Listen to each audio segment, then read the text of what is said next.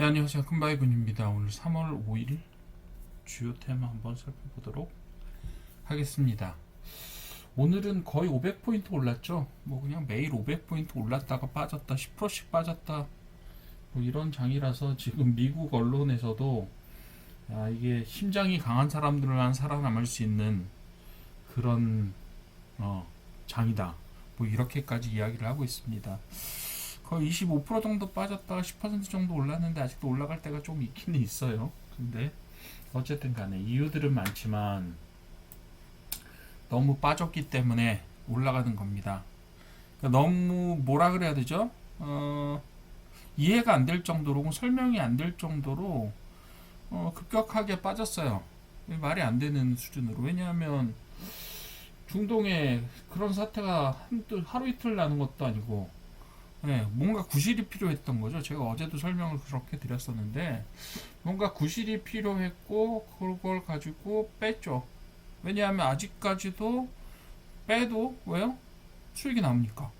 뺄 수 있는 거죠, 누구나. 부담 없이. 그리고 또 한국 시장이 또 거래량이 좀 많고요.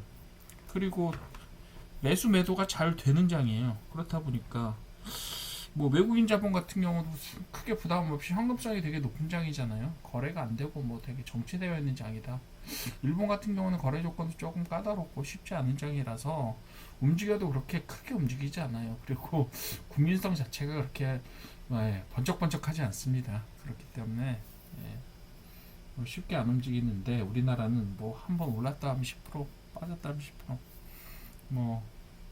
어떤 분은 그렇게 얘기를 하시더라고요. 고수분들은 다 겪어본 무슨 개풀 겪어요. 고수분들은 한 번도 못 겪어본 일이지. 이틀 동안 25% 떨어지는 장이 어딨어요. 지금까지 그렇게 떨어져 본 적이 없는데, 아무리 고수라도 이런 지수들을 본 적이 없어요. 왜냐하면 한 번도 일어난 적이 없었던 일이기 때문이에요. 블랙스완, 생물학자, 뭐 전 세계 생물학의 아주 고수들이라고 해도 까만 백조가 발견되기 전까지 블랙스완을 구경한 적이 없는 거예요. 그러니까 무슨 고수 아니라 고수 할아버지가 와도 이건 처음 보는 일들인데 뭘 이걸 다 예상을 하고 뭐 그렇게 얘기를 했다고 하는데, 그렇진 않습니다. 물론 반등이 있을 것이다라는 거는 어느 정도 누구나 다 예측할 수 있어요. 왜요? 10% 올라가는 것도, 그리고 거의 한 두 달 동안, 거의 6개월 이상, 8개월 이상 계속 올라가는 장도 정상인 장은 아니죠. 그렇긴 하지만 이틀 동안 25% 빠지는 장도 정상은 아니에요. 그렇기 때문에 반등할 거라는 거는, 자, 뭐 수요일까지 떨어졌다 그러면 더 떨어질 거냐? 30% 이상 떨어질 거냐? 아니죠. 그 다음에 소강 가든가 아니면 금요일날, 목요일 금요일 중에 반등이 있을 거란 예측은 누구나 할 수 있는 거죠. 예. 그래도 오늘 혹시 어떻게 될지 몰라서 조금 더 신중하게 보시라고 말씀을 드렸던 거고, 사실은 어제 애프터마켓부터 슬슬 반등의 기운들이 보이고 있었고요. 뭐 누구나 할 수 있는 이야기들이에요. 반등할 거다. 오늘 아니면 내일 반등. 뭐 그렇게 얘기하는 겁니다. 그리고 오늘은 사실상 뭔가 특징적인 테마를 잡아낸다는 것 자체가 좀 무의미합니다. 왜요? 전체 테마가 다 올랐거든요. 그죠? 뭐 안 오른 테마 찾기가 되게 힘들 정도로 전체 테마가 다 올랐는데 뭐 어떻게 하겠어요. 예. 그래서 어쨌든 간에 뭐 이런 일이 있었다. 예. 이런 일이 있었다. 그렇죠? 음. 전체적으로 뭐라고 할 말이 없는 장입니다. 그죠? 예. 거의 뭐 모든 테마가 다 올랐습니다. 안 오르는 테마요? 약간의 뭐 몇 개, 해운 테마라든가 도시가스 같은 테마들 있죠. 그런 테마들 많이 올랐었잖아요. 그리고 LP 같은 테마들 많이 올랐었던 테마들 오늘 안 올랐어요. 혹은 떨어지고 올라가고 하는, 약간 종목별로 교차하는 그런 모습들을 보여줬습니다. 그리고 전통적으로 강력했던 것들, 제가 오늘 소개해드릴 것들은 다 테크주예요. 그냥 뭐 제가 모아서 그냥, 왜냐하면 새로운 뉴스 같은 게 없잖아요. 오늘은 뉴스 때문에 올라간 것도 아니고 그냥 전체 장이 반등을 한 건데, 그죠? 그걸 뭐 어떻게 뭐라고 말씀을 드려요. 주요 대형주 위주로 다 올라갔는데, 그 우리나라 대형주 중에 사실상 그런 기술적인 요소에 묶이지 않는 주식이 어디 있어요? 삼성전자, SK하이닉스, 현대자동차, 뭐 기타 등등, 다 그렇잖아요. 그죠? 그런 부분에 있어서 몇 가지 주요 테마들이라고 할 수 있는 좀 빅사이클을 이뤄나가는 테마들 몇 개를 같이 한번 보고, 뭐 크게 오늘 상승 배경이란 뭐 뉴스나 이런 것도 뭐 필요가 없어요. 그냥 예, 그냥 전체적인 대세에 대한 이야기들을 조금 한번 간단하게 정리를 해드리고 보겠습니다. 내일은 솔직히 저도 모르겠어요. 저 같은 사람이 내일 어떻게 될 거냐를 예측은 못해요. 그렇지만 장기적으로 어떻게 갈 거냐, 장기적으로 이 종목이 정말 전망이 어느 정도 되느냐 안 되느냐, 사업적인 면이나 아니면 재무적인 면을 가지고, 그리고 가격이 어느 정도 와 있느냐, 이런 부분을 가지고 판단할 뿐이죠. 그렇게 보시면 돼요. 여기 상승 배경이니 뭐 주요 종목이 나와 있는 것들은 여러분들이 거의 다 아시는 내용들일 거예요. 뭐 특별하게 크게 보실 필요는 없지만 어쨌든 그래도 한번 설명드리도록 하겠습니다. 로봇하고 피지컬 AI 올랐죠. 그리고 CS 이후에 계속해서 휴머노이드나 피지컬 AI 이야기들이 나오고 있고요. 실제로 우리나라의 로봇이나 산업용 로봇 혹은 뭐 스마트 팩토리 쪽을 하는 업체들이 되게 많아요. 저도 요즘에 강의를 다니다 보면 그런 업체들이 뭐 서울 수도권 평택 이런 데뿐만 아니라 지방에도, 지방 도시들에도 굉장히 많이 존재를 하고 있고, 또 그런 회사들이 또 더 AI에 대해서 관심이 있어 하는 모습들을 많이 보입니다. 그래서 그런 부분들이 있고, 그래서 앞으로 우리나라가 뭐 생각보다, 저는 강의를 딱 받으니까 생각보다 이렇게 작은 회사가 이런 고급진 제품들을 생산한다고 뭐 이렇게 생각되는 경우도 있어요. 물론 이제 그 회사는 매출은 그렇게 크진 않지만 코스닥 상장 업체이기 때문에 그런 기술을 인정받았다라고 보는 부분도 있겠지만 생각보다 그렇더라고요. 그래서 우리나라의 생산 기술 수준이라는 건 사실 선진국 중에서도 최상 수준에 가 있구나 이미, 뭐 이런 생각이 들더라고요. 자, 뭐 그렇고 어쨌든 간 로버트 밸류 체인이 투자가 확대가 될 거다라는 얘기는 뭐 누구나 다 알고 있고요. 이제 마일스톤도 나와 있고 언제 하겠다라는 목표치도 찍혀 있기 때문에 그런 것에 따라서 이 업종들은 계속해서 탄력을 받을 수 있다라고 보여지는 거예요. 그죠? 로봇 종목들, 레인보우 로보틱스 많이 올랐습니다. 그죠? 오늘도 뭐 좀 오르긴 했지만 레인보우 로보틱스는 사실상 좀 분에 넘치게 많이 올랐다라는 생각이 들어요. 그러니까 로봇이나 피지컬 AI 쪽에도 여러분들은 조금 지금 저평가되거나 아니면 주변에 있는 같은 섹터에서 조금 다른 회사들에 비해서 매출 성장세가 좀 있고 실적이 있으면서 약간 재무적인 수치 자체도 괜찮은 업체들을 한번 찾아서 보시면 될 거예요. 근데 그런 업체들을 제가 소개를 못 해드리는 이유 중에 하나는 그런 거 소개해드리면 인기가 없어요. 그래도 전 뭐 어느 정도는 최대한은 그런 종목들을 찾아서 소개해드리는 형태로 지금 말씀을 드리려고 합니다. 그런 지향성 자체는 있어요. 매일매일 제가 한두 종목밖에 지금 물리적으로 소개해드릴 시간이 없기 때문에 그런 부분들 때문에 제가 주목받는 종목들을 주로 말씀드리는 것 뿐이고요. 뭐 실제로는 저평가받는 종목들을 많이 소개해드리고 싶죠.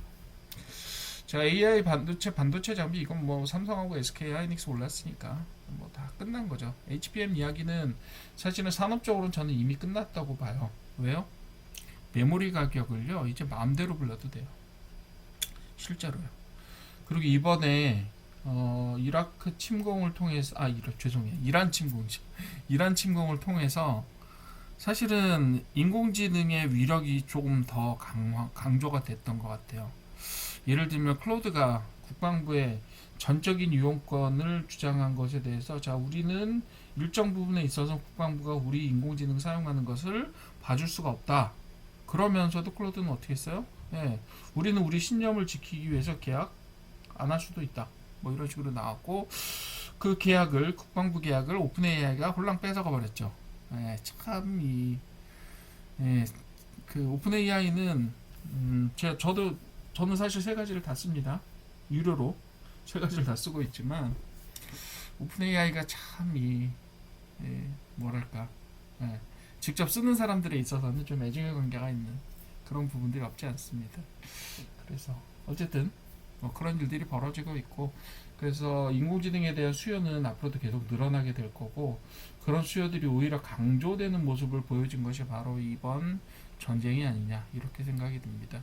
왜냐하면 실제로 그 고가치 표적이라고 이야기하는 어떤 표적이 가장 중요하냐 위험하냐에 대한 그런 부분들에 대한 분류, 약 500개의 표적을 대상으로 해서 미군이 공격을 했는데, 토마호크 미사일 자체가 몇십억씩 하는 거잖아요. 그러니까 그 한 발 날릴 때 얼마나 그 표적 자체가 가치가 있느냐를 선별해주는 활동이 필요하다고 해요. 근데 예전에는 몇십 명, 몇백 명쯤 되는 사람들이 머리를 맞대고 회의를 해가지고 이거 이런 식으로 순서를 정했는데, 지금 뭐가 정해졌어요?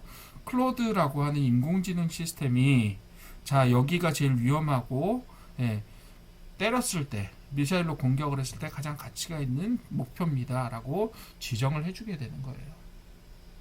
그런 형태로 활용이 되었으니 이제 전쟁이고 기업이고 개인 생활이고 AI를 제외하고는 살 수가 없구나라는 것들을 이미 깨닫게 된 거죠.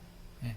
그래서 그런 부분에 있어서는, AI에 있어서는 이번 전쟁이 어떻게 보면 조금 더 새로운 단계로 나아가는 촉발점이 될 수도 있다 이렇게 보는 겁니다. 예. HBM 온디바이스 AI, CXL, 그 다음에 뭐죠? MLCC 이런 것들 다 여기 들어갑니다. 그런 것들이 되고, 메모리 업황 뭐 회복이고 자시고 할 게 없어요. 메모리 업황 원래 잘 나갔고요. 그리고 3월 말 이때쯤에 실제로 실적 발표 벌어질 때 어닝 서프라이즈 있을 겁니다. 분명히 깜짝 놀랄 만한 실적들을 보여줄 수가 있을 것 같아요.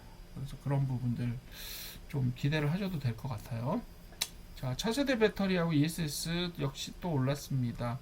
전고체, 나트륨 이온 등 차세대 배터리 기술 기대가 있고, 또 ESS 인프라를 통해서 전력망을 강화하는 형태의 어떤 그 인프라 구축 계획 같은 것들이 계속 나오고 있기 때문에, 그게 미국도 마찬가지, 우리나라도 마찬가지, 중국도 마찬가지예요. 전력망을 쓸 수밖에 없는, 전력망을 많이 만들어서 많이 쓸 수밖에 없는 그런 전력 수요를 많이 가지고 있는 국가들에서는 이 ESS에 의한 전력망, 스마트 그리드 보조라는 것 자체가 이제는 피할 수 없는 어떤 추세가 될 것 같아요. 유럽도 마찬가지겠죠.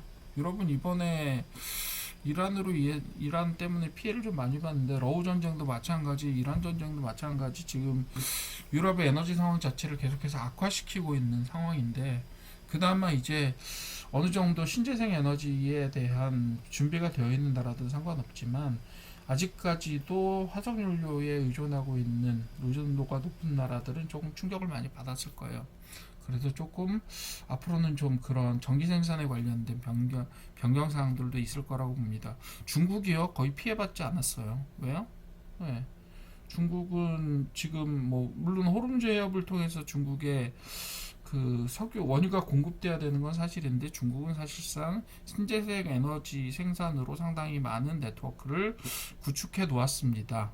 예, 그 내몽골 지역에 태양광 시설을 어마어마하게 깔았거든요. 그래서 지금 정확하게 말씀드리면 어떻게 되냐면, 예전에 제가 한번 말씀을 드렸었을 텐데, 중국의 전기 생산 가능량, 전기 생산을 할 수 있는 캐파가 미국의 딱 2배가 넘습니다. 2.5배 정도 돼요, 정확하게. 그러니까 이게 앞으로 국력 자체는, 물론 인구 차이도 많이 나기 때문에, 인구는 4배 정도 차이가 나기 때문에 그걸 단일하게 비교하는 건 좀 의미가 없을 수도 있겠지만, 어쨌든 그러니까 미국과 중국을 생산이라는 면에서, 전기 생산이라는 면에서 비교하면 이미 중국이 이기고 있을 수도 있다라는 이야기가 되는 거예요. 그런 부분들이 있다. 그래서 차세대 배터리, ESS 그런 관련된 회사들 또 다 올랐습니다. 그러니까 하루는 모두 올랐기 때문에 뭐 누가 더 올랐고 누가 더 안 올랐고라고 얘기하기는 조금 어렵다 이렇게 보시면 되겠고, 이어지는 이야기로 전력 설비, 전선, 전력 인프라, 그죠?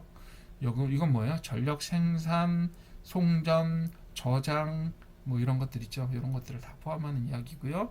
사실은 위에 차세대 배터리 중에서 ESS하고 묶어야 되는, 어떻게 보면 그죠? 전력 설비 안에 ESS가 들어가는데, ESS는 뭘로 만들어요? 2차 전지로 만들잖아요. 예, 그렇기 때문에 만드는 걸로 보면 전력, 저기요 배터리 쪽으로 가고, 그리고 사용처로 보면 전력 쪽으로 오는 게 바로 ESS가 되겠습니다. 그래서 AI 데이터 센터 확산으로 전력 수요가 급증하고 있다. 이건 뭐 누누이 말씀을 드렸고 제가 몇 번 정리를 해드렸던 내용이고요. 그래서 송배선 인프라 투자가 확대가 되고 있다. 그리고 여기 나온 종목들이 이미 어마어마하게 많이 오르기도 했어요. 잘 찾아야죠. 그러니까. 자, 그리고 마지막으로 우주항공하고 차세대 에너지, 우주산업 투자 확대하고 그 다음에 스페이스X IPO 한다고 하고 기타 등등 우리나라도 또, 그리고 대부분의 우주산업 관련된 업체, 지금 현대로템이 또 우주에다 3천억인가 우주항공 관련된 투자를 하겠다라고 발표를 했죠. 그것도 굉장히 큰 트리거가 될 겁니다. 근데 현대로템이 누리고 있는 게 과연 진짜 우주 발사체와 관련된 내용일까?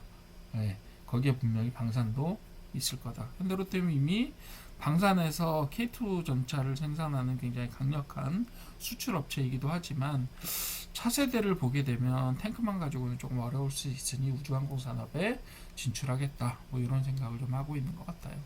네, 그런 부분들이 분명히 있고 앞으로는 여기에 우주항공 쪽에 현대로템이 들어가 있을 가능성도 있다. 이렇게 보시면 될 것 같습니다. 3월 5일 주요 테마라고 하지만 지금 보신 테마는 사실 3월 5일의 테마가 아니라 그냥 오늘은 다 올랐고요. 그냥 제가 좀 중요하게 생각하는 테마들입니다. 네, 그런 형태로 정리를 한번 해봤어요. 오늘은 뭐 따로 제가 어떤 뉴스 때문에 어떤 테마가 올랐다라고 정리해드리기가 상당히 곤란한 그런 날이 되겠습니다. 예, 이렇게 오늘 많이 올랐으니까 내일도 한번 기대해 보시죠. 다시 6천을 회복하느냐 마느냐.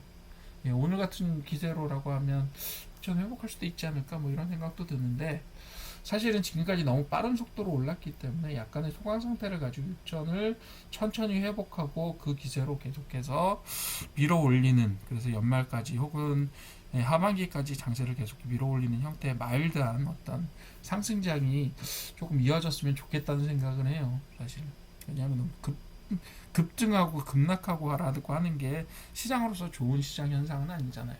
네, 그런 형태로 봐주시면 될 것 같습니다. 네, 들어주셔서 감사합니다.